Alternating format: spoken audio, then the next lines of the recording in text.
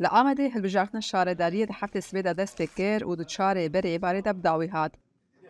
نامزدên bajarvaniya mezin ên Dem Partiyê Doğan hatûn û sere bucakdanê sibê digel hev dengê xwe dan. Raya dayîka min e. Em ê zanibin li me ji bo aşitî û aramiyekî ji bo gelê Kurd.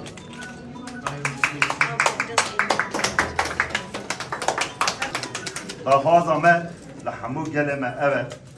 Em bawerin ev hilbijartin ew ê ji bo gelê Kurd, ji bo gelê Amedê bibe serfiraziyekî mezin, bibe rojê xweş û geş, em ê bi hevra coşekî mezin ji bo gelê xwe pêşve bikin.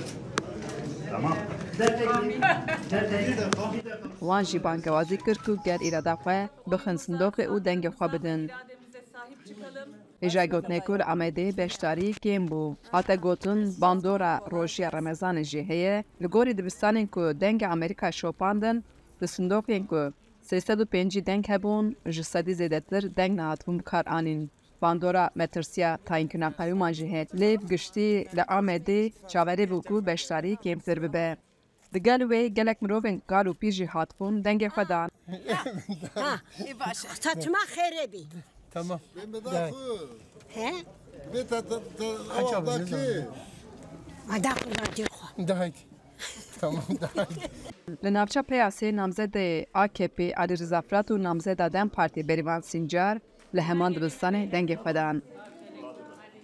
Lê namzedê bajarvaniya mezin yê AKP Haris Bîlden, tîma wî ya çapemeniyê bersiva rojnamevenan nedan ka vê kalkûderê dengê xwe dide. Wekî dengê Amerîka me gelek caran hewil da ku em dema dengdanê bişopînin lê hewildanê me bê bersiv ma û hate gotin ku Bîlden li Amedê dengê xwe nedaye. Ji aliyê denêva li gundê Cirnekê a navçeya Sûriyê di nav du malbatên xizmên hev tevçûn çêbûn di dema hilbijartina muxtariyê da.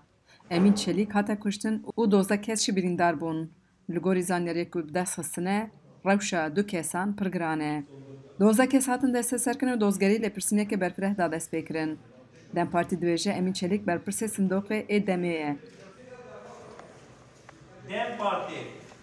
Êja gotinê ku di sala 2019 de hilbijartina herêmî de namzedê Amedê Selçuk Mizrakli ji sedî 62.2 send bû.